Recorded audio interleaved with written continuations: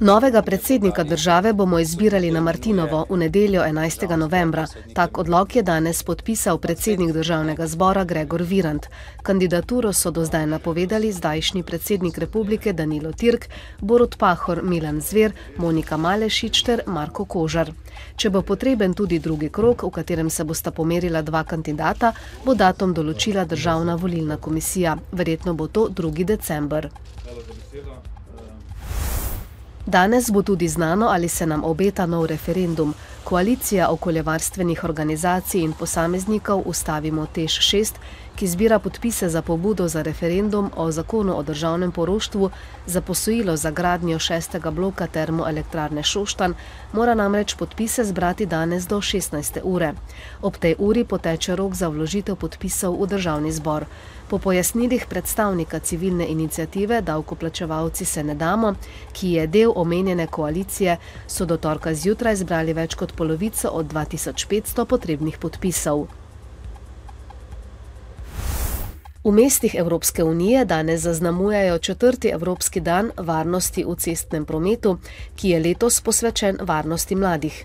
Varnost cestnega prometa v Sloveniji se je glede na pretekla leta letos precej izboljšala. V prvi polovici leta je na naših cestah umrlo 48 ljudi, kar je 32% manj kot v enakem obdobju lani. 2 dneva nas ločita od največjega športnega dogodka letos, poletnih olimpijskih iger v Londonu. Prireditelji napovedujejo najboljše igre doslej, zatrjujejo tudi, da jih ne more pokvariti morebitno slabo vreme, značilno za Veliko Britanijo. Priprave so stale 9,3 milijarde funtov.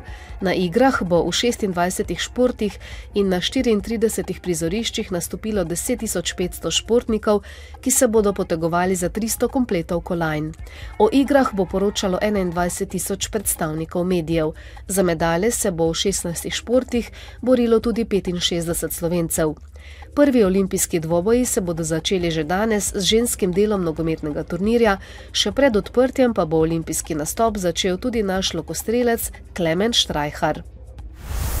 Zjutraj bo delno jasno, ponekod bo nekaj megle, čez dan bo več spremenljive oblačnosti, nastale bodo posamezne plohe ali nevihte. Temperature bodo od 25 do 29, ob morju do 31 stopinj Celzija.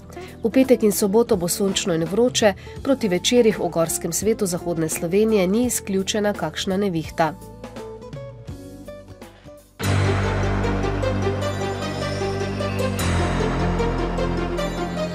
V dnevniku televizije Maribor ne zamudite.